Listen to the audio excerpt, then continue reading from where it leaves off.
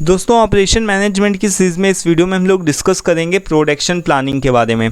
तो जैसा यहाँ पर आपको नाम से ही पता चल रहा है प्रोडक्शन एंड प्लानिंग, यानी कि हम किसका प्लान कर रहे हैं, प्रोडक्शन का प्लान कर रहे हैं। हम कितने पार्ट को बनाएंगे, कितने प्रोडक्ट को बनाएंगे, कितना प्रोड्यूस करेंगे जिससे कि हम कस्टमर डिमांड को फुलफ़िल कर पाएँ। अगर हम कस्टमर डिमांड को नहीं पूरा कर पाएंगे तो हमारी कंपनी ग्रोथ होने से रुक जाएगी। जस्ट सपोज़ कि हम कभी भी जो भी डेली यूज़ का हमारा कोई भी आइटम ले लो, मान लो हमको कोई भी कोल्ड ड्रिंक पीनी है तो हम क्या करेंगे, हमको सॉफ्ट ड्रिंक पीनी तो हम जाते हैं और बोलेंगे कि भैया एक ड्यू दे दो, है ना। तो अगर मान लो ड्यू नहीं उस समय अवेलेबल है तो हम क्या करेंगे, उसी का कोई दूसरा अदर सब्स्टिट्यूट ले लेंगे। मान लो कि ड्यू नहीं अवेलेबल है तो चलो थम्स अप ले लिया या स्प्राइट ले लिया, है ना। तो इस तरीके से हम उसी का कोई सब्स्टिट्यूट ले लेते हैं। तो यानी कि किसका नुकसान हुआ, उस पर्टिकुलर कंपनी का हुआ। हम तो लेने के लिए ड्यू गए थे बट ड्यू अवेलेबल नहीं है क्योंकि वो अपने कस्टमर डिमांड को पूरा नहीं कर पा रहा है। तो हमने क्या चले गए, दूसरे ब्रांड की तरफ चले गए, है ना। तो यही क्या होता है, मतलब प्रोडक्शन प्लानिंग एक बहुत ज़्यादा इंपॉर्टेंट रोल प्ले करता है कि आपका डिमांड जो भी है वो आप कस्टमर के हिसाब से लोगों को प्रोवाइड करते रहो। सो यहाँ पर इसका सिंपल सा मतलब क्या बताएगा कि production of analysis the production process of analysing the production requirements, कि कितना आपको प्रोड्यूस करना है, कितना बनाना है, इन सभी चीज़ों का एनालाइज करो। Then create a detailed plan to meet those requirements efficiently, और उन सभी का प्लान बनाओ कि कितना आपको बनाना है, कितना प्रोड्यूस करना है। इन सभी चीज़ों को एनालाइज करके उसी हिसाब से आपको प्लान बनाना पड़ता है कि हाँ जैसे मान लो आप देखो तो फेस्टिवल सीज़न हो गया या फिर कोई भी अदर सीजन्स हो गया, जैसे आइसक्रीम वगैरह हो गया, तो वो क्या है, गर्मियों में ज़्यादा बिकती है और सर्दियों में उसकी डिमांड क्या हो जाती है, कम हो जाती है। इसी तरीके से कभी भी आप देखो तो फेस्टिवल सीज़न में आप देखोगे तो जो भी इलेक्ट्रॉनिक्स आइटम है उसकी जो डिमांड होती है वो हाई हो जाती है। तो यहाँ पर देखो प्रोडक्शन प्लानिंग का ये एक सीधा सा प्रोसेस है कि आप लोगों की डिमांड को देखो कि किस तरीके से, कितने भी जो आपके कस्टमर से किस हिसाब से डिमांड करते हैं और उसी हिसाब से आपको प्लान बना करके चलना होता है कि कितना आपको प्रोड्यूस करना है। देन यहाँ पर आगे देखो कि क्या it involves analysing demand, setting production targets and creating production schedules, coordinating resources and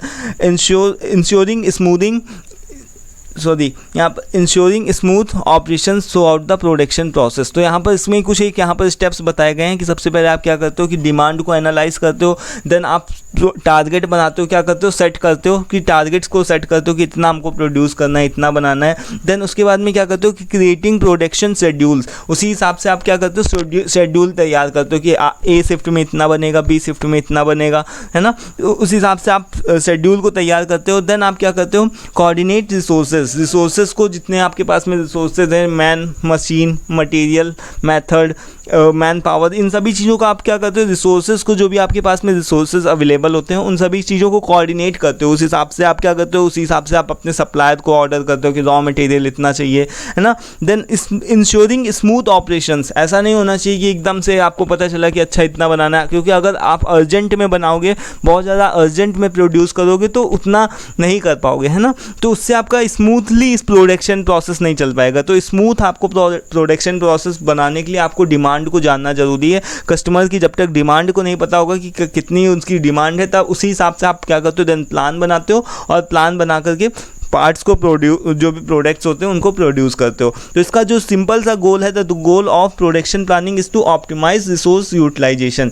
इससे आप क्या करते हो कि आप अपने पास में जो भी अवेलेबल रिसोर्सेज होते हैं, जितनी भी मैन पावर है, जितनी भी मशीन्स होती हैं, उनका अच्छे से इफ़ेक्टिव यूटिलाइजेशन कर पाते हो और कॉस्ट को क्या कर सकते हो, मिनिमाइज़ कर सकते हो। क्योंकि अगर आप अर्जेंट में बनाओगे, अर्जेंट में कोई भी चीज़ों को प्रोड्यूस करोगे तो उसमें कॉस्ट ज़्यादा आएगी, है ना। जैसे हम लोग जस्ट सिंपल सा एक वही एग्जांपल एक ले लेते हैं। जैसे देखो हम लोगों ने लास्ट वीडियो में भी इसको डिस्कस किया था कि जैसे सपोज़ कि हमको कोई भी शर्ट सिलवानी है तो हम टेलर के पास में जाते हैं, तो जितने पैसे उसको पे करते हैं, अगर हमको जल्दी से वही चीज़ों को मतलब कम समय में सिलवानी होती है, वही चीज़ों जो शर्ट है उसको कम टाइम के अंदर हमको स्टिच करवानी, तो हम उसको एक्स्ट्रा पेमेंट करते हैं क्योंकि हमको अर्जेंट चाहिए। तो हमको उस समय क्या होता है, हमारी कॉस्ट ज़्यादा लगती है। बट अगर हम उसको समय दे देते हैं कि चलो हाँ ठीक है कि 1 हफ्ते का टाइम ले लो, 2 हफ्ते में बना देना आराम से, तो उसी जगह हमारी जो कॉस्ट होती है वो कम कम लगती है, क्योंकि वो आराम से अपने हिसाब से बनाता है और क्वालिटी के साथ में भी बनाता है। बट अगर वो अर्जेंट में बनाएगा तो उससे क्या होगी, क्वालिटी भी डिक्रीज हो सकती है और कॉस्ट भी आपकी ज़्यादा लगेगी, है ना। तो अगर आप पहले से ही देखते हो कि आपका कस्टमर किस तरीके से डिमांड कर रहा है, तो आप उसी हिसाब से आप अपने रिसोर्सेज को कोऑर्डिनेट करते हो, उन्हीं रिसोर्सेज को आप देखते हो। उससे आपकी क्या होती है, कॉस्ट मिनिमाइज होती है, क्वालिटी में इंप्रूवमेंट होता है और आपका जो भी कस्टमर होता है वो भी सेटिस्फाई रहता है उसकी डिमांड के हिसाब से, क्योंकि आप टाइमली मैनर में उसको जो भी प्रोडक्ट्स हैं, जो भी पार्ट्स हैं, उनको प्रोवाइड कर पाते हो। ठीक है, तो ये प्रोडक्शन प्लानिंग हो गया। अब इसका ऑब्जेक्टिव क्या है, इससे सिंपल सा ये ऑब्जेक्टिव है कि इससे आप क्या कर सकते हो, आप अपने रिसोर्सेज जो भी हैं उनको इफेक्टिवली यूटिलाइज कर सकते हो। Then meeting the production deadlines, ऐसा नहीं है कि आपको एकदम अर्जेंट में बनाना है, आप जल्दी से आप स्मूथली प्रोडक्शन कर सकते हो। डेडलाइन एक खींच जाती है, कितना इतने समय के अंदर इतने पार्ट्स, इतने प्रोडक्ट तैयार हो जाने चाहिए। देन मिनिमाइजिंग प्रोडक्शन कॉस्ट, है ना। मिनिमाइजिंग प्रोडक्शन कॉस्ट का क्या मतलब हुआ, जैसे कि हम इससे क्या हो गया कि मतलब हम अपना कॉस्ट को क्या कर रहे हैं, कम कर रहे हैं। अगर हम समय से पहले चीज़ों को बना लेते तो हमारी कॉस्ट क्या होती है, कम हो जाती है ना, कम लगती है कॉस्ट। देन यहाँ पर क्या है कि इम्प्रूविंग प्रोडक्टिविटी इंक्रीज होती है, क्वालिटी बढ़ती है। देन कोऑर्डिनेट होता है, अलग अलग डिपार्टमेंट से आपको कोऑर्डिनेट करना होता है, अपने सप्लायर से, अपने डिस्ट्रीब्यूटर से, है ना, उन सभी के साथ में कोऑर्डिनेट करके चलना पड़ता है। तो ये सभी चीज़ें आपको अलग अलग डिपार्टमेंट से भी आप क्या कर सकते हो, कोऑर्डिनेट कर सकते हो। देन इसका यही ऑब्जेक्टिव होता है प्रोडक्शन प्लानिंग का। तो यहाँ पर ये चीज़ बताया गया, इससे कस्टमर सेटिस्फेक्शन भी बढ़ता है।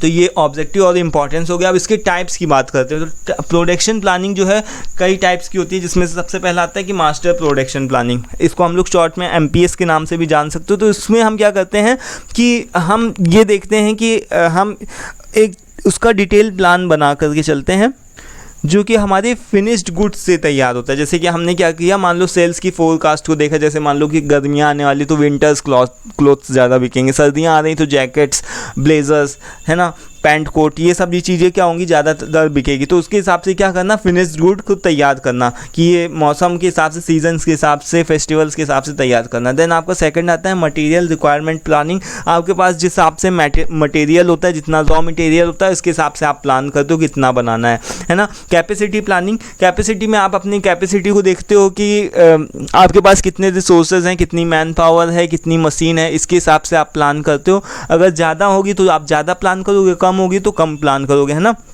देन यहाँ पर क्या है, डिमांड प्लानिंग। आप डिमांड को देखते हो, यहाँ पर डिमांड को देखते हो कि कितना कस्टमर ऑर्डर देने वाला है। फेस्टिवल सीज़न आया तो उसमें कितनी ऑर्डर आने वाले हैं, या फिर और अदर सीजन्स आए, जैसे फेस्टिवल सीज़न को अलावा रैनी सीज़न में आपके छाते हो गए, रेन कोट्स वगैरह हो गए। तो डिमांड को आप देखते हो कब ज़्यादा किस चीज़ की डिमांड रहती है, उसके हिसाब से आप प्रोड्यूस करना तैयार करते हो। और जो जस्ट इन टाइम JIT है दोस्तों, ये प्रोडक्शन की एकदम नई टेक्निक है कि आप समय पे ही उसको पूरा तैयार करते हो एग्जैक्टली तब जब कस्टमर आपका ऑर्डर दे देता है। जैसे ही वो ऑर्डर देता है तो उसको आप तुरंत प्रोवाइड करते हो। तो जस्ट इन टाइम का दोस्तों ये क्या है कि मतलब जैसे ही कस्टमर ऑर्डर करता है वैसे ही आप उसको प्रोवाइड करते हो। तो इससे हमारी जो भी कॉस्ट में बहुत ज़्यादा सेविंग होती है, क्योंकि हमको उससे इन्वेंट्री कॉस्ट हमारी बच जाती है, हम उसको स्टोर करके रखना नहीं पड़ता प्रोडक्ट को। अब जैसे मान लो कि सपोज कि दैट कि हम केक लेने के लिए जाते हैं, किसी बेकरी शॉप पे गए, हम केक लेने के लिए गए, तो केक क्या है, केक लेने के लिए गए, अगर मान लो कि वो 10 दिनों से 15 दिनों से रखे हुए, तो उसकी कॉस्ट कहीं ना कहीं डिक्रीज हो रही है ना, और फिर उसका टेस्ट भी ख़त्म हो रहा है। तो जस्ट इन टाइम जैसे ही कस्टमर ने हमने ऑर्डर किया कि हमको एक केक चाहिए, तभी वो क्या करता है, केक तुरंत फ्रेश एकदम बेक करके आपको दे देता है। तो यानी कि जस्ट इन टाइम का मतलब जैसे ही आपको ऑर्डर आएगा तुरंत आपको मिल जाएगा।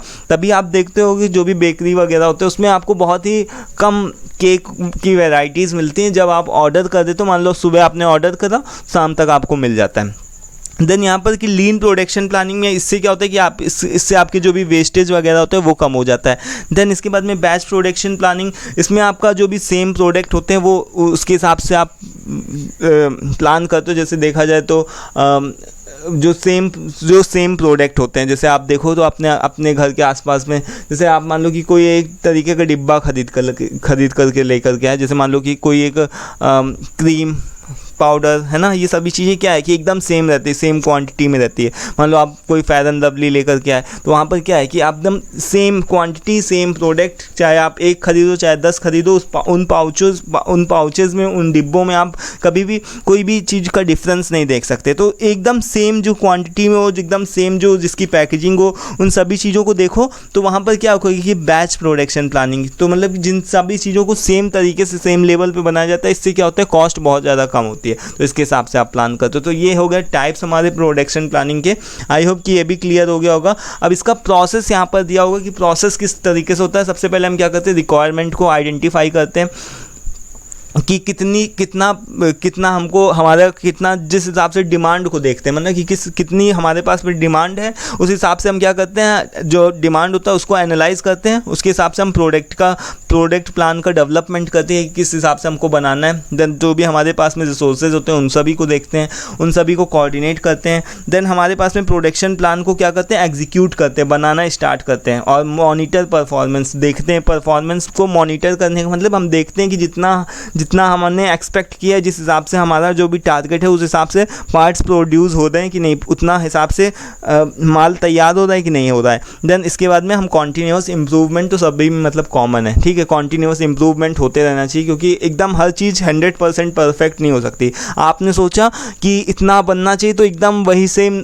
ज़रूरी नहीं कि उतना ही सेम बन पाएगा, है ना, तो कहीं ना कहीं थोड़ा सा वेरिएशन आता ही है। तो इसके लिए कॉन्टीन्यूअस इंप्रूवमेंट जरूर से होते रहना चाहिए। तो ये हो गया दोस्तों प्रोसेस प्रोडक्शन प्लानिंग का। आई होप कि आपको क्लियर हो गया होगा प्रोडक्शन प्लानिंग क्या होता है, काफ़ी इंपॉर्टेंट क्वेश्चन है। नेक्स्ट वीडियो में हम लोग प्रोडक्शन कंट्रोल के ऊपर डिस्कस करेंगे, देन प्रोडक्शन प्लानिंग कंट्रोल के ऊपर डिस्कस करेंगे क्या होता है। सो अभी आज के इस वीडियो में दोस्तों हम लोगों ने देखा यहाँ पर प्रोडक्शन प्लानिंग एक्चुअल में होता है क्या, उसकी नीड क्या होती है, पर्पस क्या होता है, प्रोसेस क्या होता है, टाइप्स देखें, ठीक है। तो आई होप कि क्लियर हो गया होगा। स्टिल कोई कन्फ्यूजन डाउट हो आप पूछ लो। PDF PPT के लिए आप व्हाट्सएप पे कांटेक्ट करो और साथ में वीडियो पसंद आए तो प्लीज़ उसको लाइक कर दिया करो, इससे मोटिवेशन मतलब मिलता है ना आगे के लिए। So thank you for watching this, मिलते हैं नेक्स्ट वीडियो में। Till then take care, thank you and bye.